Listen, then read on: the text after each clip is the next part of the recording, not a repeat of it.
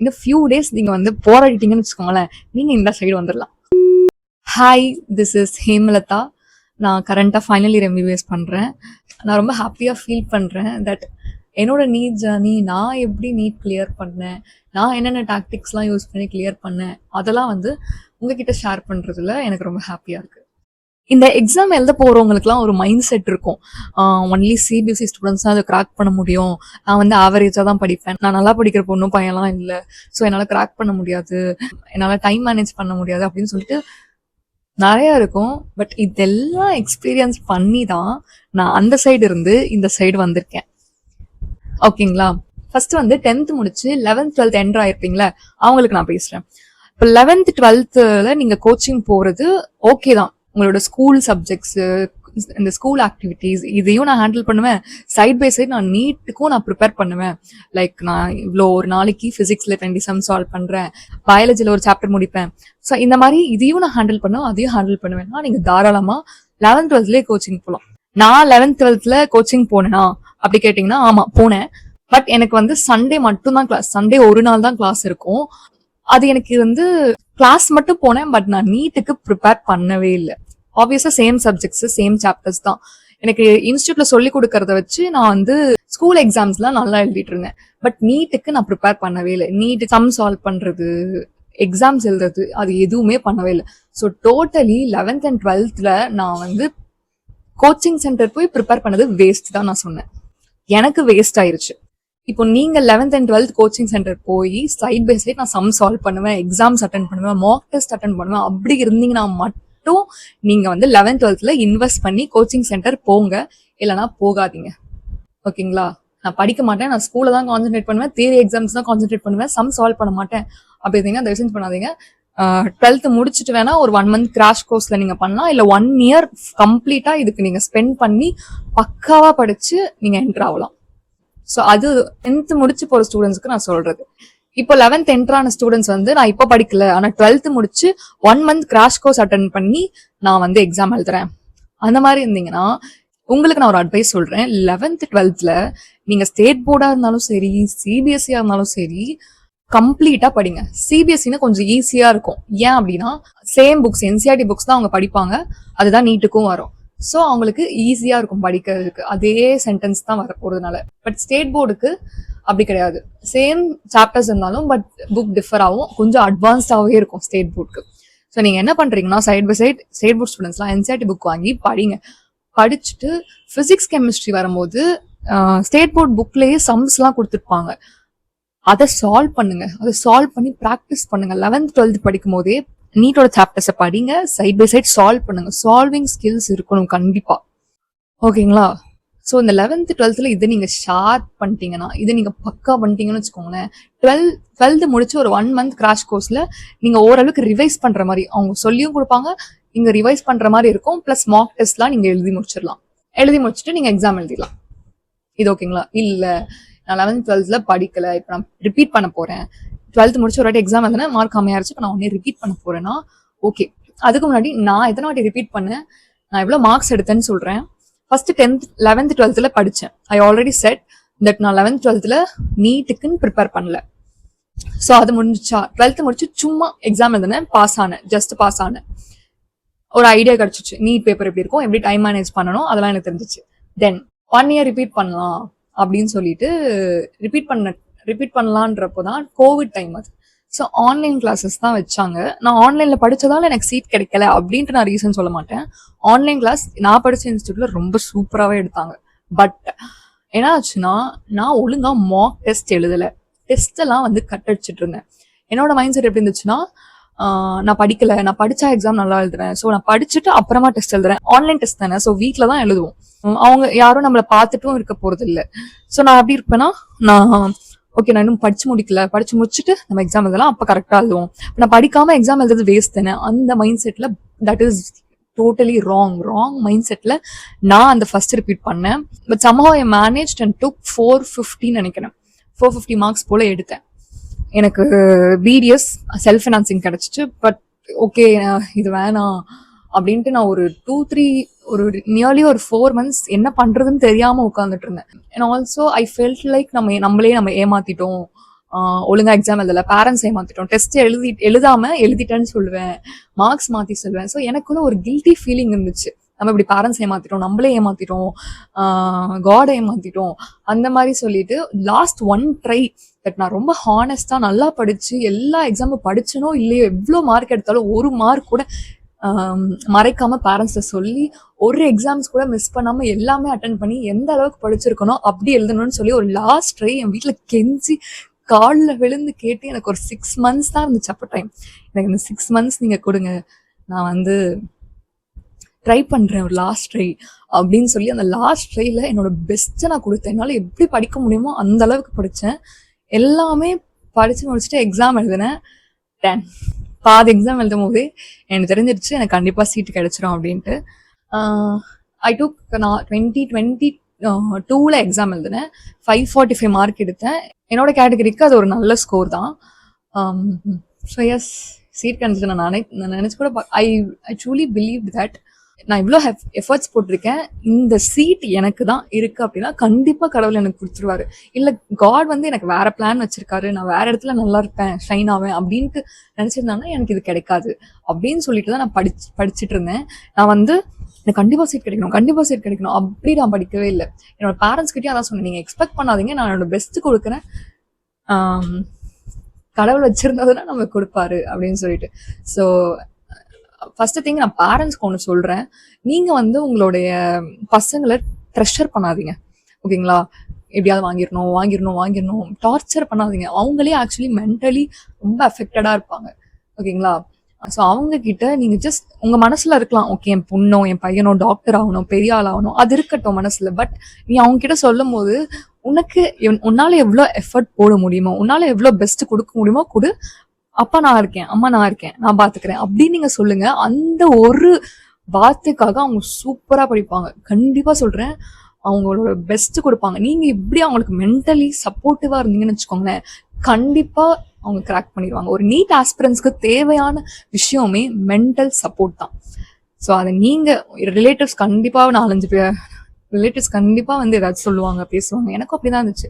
But என் அம்மா வந்து அவங்களுக்கு பதில் சொன்னாங்க, பரவாயில்ல, என்னாலும் பரவாயில்ல, என் பொண்ணு பார்த்துப்பா, அவ வந்து என்னாலும் பரவாயில்ல, நாங்கள் பார்த்துக்குறோம் அப்படின்ட்டு என்னோட அம்மா ரொம்ப சப்போர்ட்டிவாக இருந்தாங்க. ஸோ அந்த மாதிரி நீங்களும் பேரண்ட்ஸ் இருங்க, அவங்களுக்கு கொஞ்சம் சப்போர்ட் பண்ணுங்க. இப்போ வந்து வீட்டில இருந்து படிக்கிறது பெஸ்ட்டா இல்லை இன்ஸ்டியூட் போய் படிக்கிறது பெஸ்ட்டான்னு கேட்டிங்கன்னா அது டிபெண்ட்ஸ். நீங்கள் வந்து ஒருத்தவங்க ஒரு கைடன்ஸோட படிக்கணும், இன்ஸ்டியூட் கைடன்ஸ் வேணும், என்னால் தனியாக படித்து புரிஞ்சுக்க முடியாதுன்னா நீங்கள் கண்டிப்பாக இன்ஸ்டியூட் போய் படிங்க. அவங்க மார்க் எக்ஸாம்ஸ் வைப்பாங்க, நீங்கள் அதெல்லாம் ஈஸியாக கான்சென்ட்ரேட் பண்ணி பக்காவாக எழுதிடலாம். வீட்டில் படிப்பேன், நான் வீட்லேயே நல்லா படிப்பேன், கான்சென்ட்ரேட் பண்ணி படிப்பேன், டிஸ்ட்ராக்ட் ஆக மாட்டேன், அந்த மாதிரி இருந்தீங்கன்னா நீங்கள் நிறைய யூடியூப் சேனல்ஸ் இருக்குது, நான் அதை ஆட் பண்ணுறேன், அதுலேயே நீங்கள் படிக்கலாம். அண்ட் மார்க் எக்ஸாம்ஸ்க்கு மட்டும் நீங்கள் டெஸ்ட் சீரிஸ் நிறையா இப்போ கொடுத்துட்ருக்காங்க நிறைய வெப்சைட்ஸில், அதெல்லாம் நீங்கள் அட்டன் பண்ணிக்கலாம். ஓகே, நான் என்னோட ஃப்ரெண்ட்ஸ் நிறைய பேர் செல்ஃபாக படிச்சும் வந்திருக்காங்க, நிறைய பேர் இன்ஸ்டியூட் படிச்சும் வந்திருக்காங்க. ஸோ ரெண்டுமே உங்களை பொறுத்து தான் இருக்கு, ஓகேங்களா? ஸோ இப்போ நீட்ல எப்படி டைம் மேனேஜ் பண்ணணும்ட்டு நான் தனியாக ரெக்கார்ட் பண்ணி வச்சிருக்கேன் வித் PDF, அதை நான் இதில் ஆட் பண்ணுறேன். தென் அண்ட் நீட் வந்து டெய்லி எப்படி ப்ரிப்பேர் பண்ணணும், டெய்லி எவ்வளோ கொஸ்டின் சால்வ் பண்ணணும் அப்படின்னு நான் உங்களுக்கு சொல்லித்தரேன். ஓகே, இப்போ வந்து நான் என்னென்ன டாக்டிக்ஸ்லாம் யூஸ் பண்ணி நீட்டை கிளியர் பண்ணேன் பர்சனலா, அதை நீங்க ஃபாலோ பண்ணீங்கன்னா கண்டிப்பா நீங்க நீட்டை கிளியர் பண்ணிடலாம். நம்பர் 1, இன்ஸ்டியூட்ல என்ன நடத்துறாங்களோ, எனக்கு morning some around 7 to afternoon வரையும் கிளாஸ் இருக்கும் பிகினிங்ல, அதுக்கப்புறம் ஃபுல் டே கிளாஸ்லாம் இருந்துச்சு. ஸோ அன்னைக்கு என்ன கிளாஸ்ல சொல்லி தராங்களோ அது 1 hour or 1.5 hours வந்து அதை N+RN பண்ணுவேன். N+RN அப்படின்னா notes plus rough note. Notes என்னன்னா இன்ஸ்டியூட்ல நோட்ஸ் கொடுத்துருவாங்க, லைக் போர்டில் சொல்லித்தரத ஒரு நோட்ஸாக சென்ட் பண்ணுவாங்க, இல்லை நாங்கள் நோட்ஸ் வச்சுருப்போம், அந்த நோட்ஸை வச்சுட்டு ப்ளஸ் என்னோட ரஃப் நோட்டை எடுத்து நான் எழுதி பார்ப்பேன். ஒன்றுத்தையும் இப்போ பயாலஜின்னு எடுத்துக்கிட்டிங்கன்னா எல்லாமே எழுதி பார்க்க வேணாம், ஒரு சில கஷ்டமான வேர்ட்ஸ்லாம் இருக்கும்ல, அந்த வேர்ட்ஸை எழுதி பார்ப்பேன், ஞாபகம் இருக்கும். நான் ஏன் எழுதி பார்க்கணும், ஸ்பெல்லிங்லாம் எனக்கு தெரியணும்னு அவசியம் இல்லை, இது தானே இருக்கு, லைக் 1 words தானே நம்மளுக்கு ஆப்ஷன்ஸ் கொடுத்துருவாங்க, நான் டிக் பண்ணிப்பா, அப்படி கிடையாது. நீங்க எழுதி பார்த்தீங்கன்னா அது மைண்ட்ல நிற்கும். நெக்ஸ்ட் வந்து இப்போ பிசிக்ஸ் கெமிஸ்ட்ரி எடுத்துக்கிட்டிங்கன்னா ஃபார்முலாவை எழுதி பார்க்குறது, அது மைண்ட்ல நிற்கிற வரையும். எழுப்பி கேட்டா எத்தனை நாள் லைக் எப்போ கேட்டாலும் சொல்ற அளவுக்கு அதை எழுதி பார்ப்பேன். தென் கெமிஸ்ட்ரி எடுத்துக்கிட்டா அது பேஸ்ட் ஆன் ஃபிசிக்கலா, இது இன்ஆர்கானிக்கா ஆர்கானிக்கா எல்லா ரியாக்ஷன்ஸ் போட்டு பார்ப்பேன். எல்லாமே அன்னைக்கு என்ன சொல்லி கொடுக்குறாங்களோ அதை ரிவைஸ் பண்றது. இது ஃபர்ஸ்ட் ரிவிஷன். ஓகே, N+Rன்னு சொன்னேன்னா இதை எழுதி பார்த்துருவேன், என் மைண்ட்ல ஏற்றிப்பேன். நெக்ஸ்ட் இப்போ ஒரு சாப்டரா முடிச்சிருந்தாங்கன்னா என்சிஆர்டி புக்கை எடுத்துட்டு லைன் பை லைன் படிப்பேன். புரியுதுங்களா? அதை வந்து லைக் கொஸ்டின்ஸ் நானே ஃபார்ம் பண்ணுவேன். இதை இப்படி கேட்டா இப்படி நம்ம ஆன்சர் பண்ணோம், இதுல இந்த எக்ஸெப்ஷன்ஸ் இருக்கு. நீட்டை பொறுத்த வரைக்கும் எக்ஸெப்ஷன்ஸ் தான் மெயினா. எக்ஸெப்ஷன் அதுதான் கேட்பாங்களே. புரியுதுங்களா? ஸோ அந்த எக்ஸெப்ஷன்ஸை ஞாபகம் வச்சுக்கணும். இதை இப்படி கேட்டா நம்ம இப்படி ஆன்சர் எழுதணும், இதுல இந்த ட்ராப் இருக்கு, இதுல விழுந்துடக்கூடாது, இதை பார்த்து பண்ணணும். அந்த மாதிரி நான் ஒரு இது சொல்லட்டுமா, இவ்வளோ பார்த்து பண்ணி நிறைய ட்ராப்ல இருந்து மெயின் எக்ஸாம்ல வெளியே வந்தேன். பட் ஒரு ட்ராப்ல விழுந்துட்டேன். என்னன்னா ஒரு ஃபார்முலால +log10 போடணும். நான் வந்து டைம் வந்து நிறைய சம்ஸ் வந்து ஒரு சின்ன சம்ஸ்லாம் மைண்ட்லேயே கால்குலேட் பண்ணி போடுவேன். ஓகேங்களா? ஸோ இது ஒரு ஈஸியான ஃபார்முலா கெமிஸ்ட்ரியில. +log10 வரும். ஓகேங்களா? +log10 வேல்யூ என்ன? 1. அப்போ உங்களுக்கு கிடைச்ச ஆன்சர் கூட +1 ஆட் பண்ணணும். ஓகேங்களா? ஸோ நான் என்ன பண்ணேன், மைண்ட்லேயே கால்குலேட் பண்ணதால அந்த +log10 வேல்யூவை நான் ஆட் பண்ணவே இல்லை. அதாவது இப்போ எனக்கு 16 ஆன்சர் கிடைச்சிருக்குன்னா நான் +1 போட்டு 17 ஆன்சர் போடணும். அந்த ஒரு கொஸ்டினால என் லைஃபே சேஞ்ச் ஆயிடுச்சு. தட் மீன்ஸ் 5 மார்க்ஸ் போயிடுச்சு தப்புனால. ஸோ எனக்கு 3 மார்க்ஸ்ல ஒரு பெரிய காலேஜ் மிஸ் ஆயிடுச்சு. ஓகேங்களா? 3 மார்க்ஸ் டிஃபரன்ஸ்ல ஒரு பெரிய காலேஜ் மிஸ் ஆயிடுச்சு. ஸோ அதை நான் நினைச்சேன், இது நம்ம அட்டன் பண்ணியிருந்தா 5 மார்க்ஸ் கிடைச்சிருக்கும், நம்ம இன்னும் அந்த பெரிய இன்ஸ்டியூட்ல இருந்திருப்போம். But that's okay. இங்கேயும் நான் ஹாப்பியா தான் இருக்கேன். இங்கேயும் எனக்கு எல்லாமே இருக்கு. அங்கேயோட இங்க நிறைய ஹாஸ்பிட்டல் ஃபெசிலிட்டிஸ் இப்போ நிறைய இன்க்ரீஸ் ஆயிருக்கு. அதனால அதாவது காட் ஒரு பிளான் வச்சிருப்பாருல்ல. ஸோ அப்படி நினைச்சுக்கிட்டேன். உங்ககிட்ட சொல்றேன், ஜஸ்ட் இந்த மாதிரி மைண்ட்ல நீங்க கால்குலேட் பண்றீங்கன்னா அதை நீங்க பார்த்து பண்ணணும். பேப்பர்ல கால்குலேட் பண்றது பிரச்சனை இல்லை, மைண்ட்ல பண்ணும்போது நீங்க ரொம்ப கேர்ஃபுல்லா இருக்கணும்னு நான் சொல்ல வரேன். ஓகே, அடுத்து அந்த லைன் பை லைன் படிக்கணும்னு சொன்னல. ஸோ லைன் பை லைன் படிச்சு கொஸ்டின்ஸை நானே ஃபார்ம் பண்ணிடுவேன். இப்போ என்ன படிக்கிறோமோ, பயாலஜி படிக்கிறோம்னா அந்த மாதிரி பண்ணிட்டோம். இது number 1. Number 2 line by line படிக்கிறது, புக் எடுத்து. நம்பர் 3 வந்து ரிவிஷன். இங்கே தான் 147 ரிவிஷன் ரூல் வருது. 147 ரிவிஷன் ரூல் என்னன்னா, ஃபர்ஸ்ட் நம்ம படிப்போமா, அது அங்கிருந்து ஃபர்ஸ்ட் ரிவிஷன் பண்றோம். அதாவது படிச்சு முடிச்சுட்டு ஃபர்ஸ்ட் டைம் அதை ரிவைஸ் பண்றோம். இங்க வந்து நம்ம இமீடியட் ஃபர்கெட்டிங்கா ப்ரிவென்ட் பண்ணலாம். நிறைய பேருக்கு படிச்சு அடுத்த கொஸ்டின் படிக்கிறதுக்குள்ளே மறந்துடும்ல. ஸோ திருப்பி நீங்க ஃபர்ஸ்ட் டே அதை படிச்சீங்கன்னா அதை ப்ரிவென்ட் பண்ணும். நெக்ஸ்ட் அங்க இருந்து 3 days கழிச்சு ஃபோர்த் டேல செகண்ட் ரிவிஷன். இது வந்து ஷார்ட் டேர்ம் மெமரியா லாங் டேர்ம் மெமரியா கன்வெர்ட் பண்ணும். ஓகேங்களா? அங்கிருந்து இன்னொரு 3 days கழிச்சு செவன்த் டே திருப்பி அதையே படிக்கணும். நீங்க ஃபர்ஸ்ட் டே என்ன ரிவைஸ் பண்ணீங்களோ அதையே திருப்பி 7th day ரிவைஸ் பண்ணீங்கன்னா அது அப்படியே உங்களுக்கு மறக்கவே மறக்காது. இந்த மாதிரி நீங்க ஒரு நாளும் பண்ணிட்டே வரணும். ஃபர்ஸ்ட் டே நான் லிவிங் வெல் படிக்கிறேன்னா ஒன்னா அன்னைக்கு நைட்டோ இல்ல மறுநாளோ அதை ரிவைஸ் பண்ணும். திருப்பி 4th டைம் நீங்க அதை ரிவைஸ் பண்ணுங்க. 4th day அங்கிருந்து 7th ரிவைஸ் பண்ணிடுங்க. ஸோ அதே மாதிரியே ஒரு நாளும் நீங்க மாத்தி பண்ணிட்டே வந்தீங்கன்னா அடிச்சு சொல்றேன், நீங்க தான் நீட் சீட்டை வாங்குவீங்க. புரியுதுங்களா? ஸோ இந்த ரிவிஷன் ரூலை ப்ராக்டிஸ் பண்ணுங்க. இப்ப நேத்து லிவிங் வேர்ல்ட் படிச்சீங்க, இன்னைக்கு யூனிட்ஸ் அண்ட் மெஷர்மெண்ட் பிசிக்ஸ்ல பாக்குறீங்கன்னு வச்சுக்கோங்களேன். அப்ப எப்படி பண்ணுவீங்க? நேத்து படிச்ச லிவிங் வேர்ல்டை இன்னைக்கு ரிவைஸ் பண்ணுவீங்க, இன்னைக்கு படிச்ச யூனிட்ஸ் அண்ட் மெஷர்மெண்ட்ஸை நாளைக்கு ரிவைஸ் பண்ணுவீங்க. அதே மாதிரி 4th day வந்து நீங்க லிவிங் வேர்ல்ட் ரிவிஷன் பண்ணுவீங்க, 5th day வந்து யூனிட்ஸ் அண்ட் மெஷர்மெண்ட்ஸ் ரிவைஸ் பண்ணுவீங்க. புரியுதா? ஸோ இந்த மாதிரி மாத்தி நீங்க ரிவைஸ் பண்ணிட்டே இருக்கணும். இந்த மாதிரி தான் நானும் ரிவைஸ் பண்ணேன். ஓகேங்களா? ஸோ 3rd one வந்து ரிவிஷன் 147 ரூல். தென் 4th one எரர் நோட். நீங்க வந்து இன்ஸ்டியூட் போதா இருந்தீங்கன்னா அவங்க வந்து சாப்டர் வைஸ் டெஸ்ட் வைப்பாங்க, ஒரு 11th 12th அப்படி பிரிச்சு டெஸ்ட் வைப்பாங்க, ஃபுல்லா சேர்த்து டெஸ்ட் வைப்பாங்க. ஸோ இந்த மாதிரி மாத்தி வைப்பாங்க. அதை வந்து நீங்க சாப்டர் வைஸ் எழுதும் போது எரர் நோட்டுன்னு ஒன்று போட்டு ஒரு சப்ஜெக்டுக்கும் போட்டு அதுல எழுதிட்டு வாங்க. நீங்க என்னென்ன எரர் பண்ணீங்க, எந்த ட்ராப்ல இருந்தீங்க, எந்த ஃபார்முலாவை தப்பா மாத்தி போட்டீங்க, எந்த ஆப்ஷனை தப்பா படிச்சீங்க, எந்த ஆப்ஷன் நீங்க பார்க்கல, நாட்னு கொடுத்துருப்பாங்க, அதை நீங்க பார்த்துருக்க மாட்டீங்க கொஸ்டின்ல. ஸோ எக்ஸெப்ஷன்ஸ் எதுல விட்டீங்க, அந்த ட்ராப் எல்லாம் நீங்க நோட்ல எழுதி வைக்கணும். நான் எரர் நோட் போட்டு வச்சேன். ஓகேங்களா? அந்த எரர் நோட்டை எடுத்து டெய்லி பார்ப்பேன். ஓகே, இந்த எக்ஸாம்ல நான் இந்த தப்பு பண்ணிட்டேன், இதுல இந்த தப்பு பண்ணிட்டேன் அப்படின்னு. இந்த மாதிரி பிசிக்ஸ், கெமிஸ்ட்ரி, பயாலஜி எல்லாத்துக்கும் எரர் நோட் மெயின்டைன் பண்ணுங்க. இதுதான் எரர் நோட் தான் ரொம்ப important. Revision and error note தான் ரொம்ப முக்கியம். ஓகேங்களா? இந்த இதெல்லாம் பார்த்துட்டே வாங்க. தென் டெய்லி சம் சால்வ் பண்ணணும். உங்கள் இன்ஸ்டியூட்டில் சொல்லியே கொடுக்கலனாலும் சம்ஸ் நீங்கள் சால்வ் பண்ணிகிட்டே இருக்கணும், ப்ராக்டிஸ் பண்ணிகிட்டே இருக்கணும். எனக்கு ஒரு பாயிண்ட் கிட்டத்தட்ட எக்ஸாம்ஸ்க்கு 3-4 மந்த்ஸ் வரையும் கூட 3 to 4 மந்த்ஸ் முன்னாடி வரையும் கூட எனக்கு சம் சால்வ் பண்ணவே வரவே இல்லை. அந்த ஸ்பீட் வரல, அந்த தாட் ப்ராசஸ்லாம் அவ்வளோவா சம்டைம்ஸ் நல்லா இருக்கும் தாட் ப்ராசஸ், சம்டைம்ஸ் எதுவுமே வரவே வராது. புரியுதுங்களா? ஒரு எக்ஸாமில் செம சூப்பராக தாட் ப்ராசஸ் வந்து எக்ஸாம் அது பேப்பர்லாம் ஃபாஸ்ட்டாக சால்வ் பண்ணுவேன். பட் ஒரு எக்ஸாமில் அது இருக்காது. புரியுதுங்களா? அதனால நீங்கள் டவுன் ஆகிடாதீங்க. பண்ண முடியும் நம்மளால. அதுக்கு வந்து நீங்கள் என்ன பண்ணால் டெய்லி ஏதாச்சும் சம்ஸ் எடுத்து போட்டு பார்த்துட்டே இருக்கணும். ஒரு சப்ஜெக்ட் எடுத்து ஒரு சாப்டர் எடுத்துக்கிட்டிங்கன்னா அதை எடுத்து போட்டு பார்த்துட்டே இருங்க. இன்ஸ்டியூட் போனீங்கன்னா அவங்க நோட்ஸ் கொடுப்பாங்க, அந்த பேங்க் கொடுப்பாங்க, ப்ரீவியஸ் இயர்ஸ் கொஸ்டின்ஸ் பேங்க், அந்த மாதிரி கொஸ்டின் பேங்க் அந்த மாதிரி, அதை எடுத்து நீங்கள் போட்டு பார்க்கலாம். அப்படி இல்லைன்னா ப்ரீவியஸ் 33 years 35 years கொஸ்டின்ஸ்லாம் இருக்கும், அதை வாங்கி நீங்கள் வீட்லேயே சால்வ் பண்ணலாம். ஓகேங்களா? நீங்கள் எல்லா கொஸ்டின்ஸும் போகணுன்னா அவசியம் இல்லை. பாஸ்ட் ஒரு 15 years, பாஸ்ட் 12 years கொஸ்டின்ஸ் எடுத்து நீங்கள் சால்வ் பண்ணுங்கள். பாஸ்ட் 20 years கொஸ்டின்ஸ் எடுத்து நீங்கள் சால்வ் பண்ணலாம். ஓகேங்களா? So solving skills.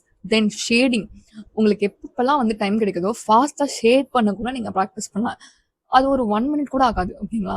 ஃபாஸ்ட்டாக ஷேட் பண்ண ப்ராக்டிஸ் பண்ணுங்கள். அண்ட் டைம் மேனேஜ்மெண்ட், நான் ஒரு 4 types வச்சுருக்கேன். அதை மட்டும் அதில் ஏதாவது ஒன்று நீங்கள் ஃபாலோ பண்ணுங்கள். ஓகேவா? இப்போ நடக்க போகிற மார்க் எக்ஸாம்ஸ்லலாம் நீங்கள் அதை ஃபாலோ பண்ணிட்டே இருந்தீங்கன்னா உங்களுக்கு அந்த ஸ்பீட் வரும். மெயின் எக்ஸாமில் நீங்கள் வந்து அதை பிடிச்சிடலாம். ஓகேங்களா? நிறைய பேர் வந்து பபுள் ஷேட்டில் மிஸ்டேக் பண்ணுவாங்க, அதனால அவங்களுக்கு சீட் கிடைக்காம இருந்திருக்கும். எல்லாத்தையும் அட்டென்ட் பண்ணிட்டு ஷேட் பண்ணாமல் விட்டுருவாங்க, அதனால சீட் கிடைக்காம இருக்கும். ஸோ இந்த மாதிரி பப்ளிங்கும் ரொம்ப இம்பார்ட்டன்ட். அதுக்கும் நான் தனியாக ப்ராக்டிஸ் எடுத்தேன். ஓகேங்களா? இன்னொரு விஷயம் என்னன்னா, இந்த சோஷியல் ஆக்டிவிட்டீஸ்லாம் கம்மி பண்ணிட்டேன். டிவி பார்க்கல, வெளியே போகல. என் ஃபேமிலிலாம் வந்து படத்துக்கு போகலாம் அப்படி போகலான்னு கூடுவாங்க, பட் நான் வரலன்னு சொல்லிடுவேன். ஸோ என்கிட்ட கேட்பீங்க, இதெல்லாம் இல்லைன்னா ரொம்ப மென்டலி ஸ்ட்ரெஸ்ஸாக இருக்குமே, அப்பப்போ போகணும் அப்படின்னா, நீங்கள் கரெக்ட் தான். பட் நான் போன இன்ஸ்டியூட்டில் வந்துட்டு எனக்கு அங்கேயே ஸ்ட்ரெஸ் ஃப்ரீயாக இருக்கும், லைக் ஸ்ட்ரெஸ்லெஸ்ஸாக இருக்கும். அவங்க கிளாஸ் எடுக்கிறதே ஒரு மாதிரி ஃபன்னாக தான் இருக்கும். ஸோ எனக்கு ஸ்ட்ரெஸ்ஸாகவே இல்லை என்னோடய டேஸில். எனக்கு எப்போ ஸ்ட்ரெஸ்ஸாக ஃபீல் ஆச்சுன்னா, லாஸ்ட்டில் நம்ம ஃபுல் மார்க் எக்ஸாம் எழுதுவோம்ல, அப்போ வந்து மார்க் எனக்கு வந்து ஃபஸ்ட்டு மார்க் டெஸ்ட்டில் அரௌண்ட் 506 வந்துச்சு. போக போக கொஞ்சம் கம்மியாச்சு. எனக்கு 490s அப்படி வரும்போதே வந்து ஒரு மாதிரி டவுன் ஆகிடுவேன், என்ன இப்படி நமக்கு மார்க் எடுக்கிறோன்ட்டு. அங்கே மட்டும்தான் எனக்கு இதுவாக இருந்துச்சு. மற்றபடி ப்ரிப்பரேஷன் டைம் ஃபுல்லாக நான் வந்து ஸ்ட்ரெஸ்ஃபுல்லாகவே இல்லை. எனக்கு ஒரு மாதிரி ஜாலியாக தான் இருந்தது. அதனால நான் இதெல்லாம் கம்மி பண்ணிக்கிட்டேன். பட் இருந்தாலும் நீங்கள் அது ரொம்ப நிறைய வச்சுக்க வேணாம்.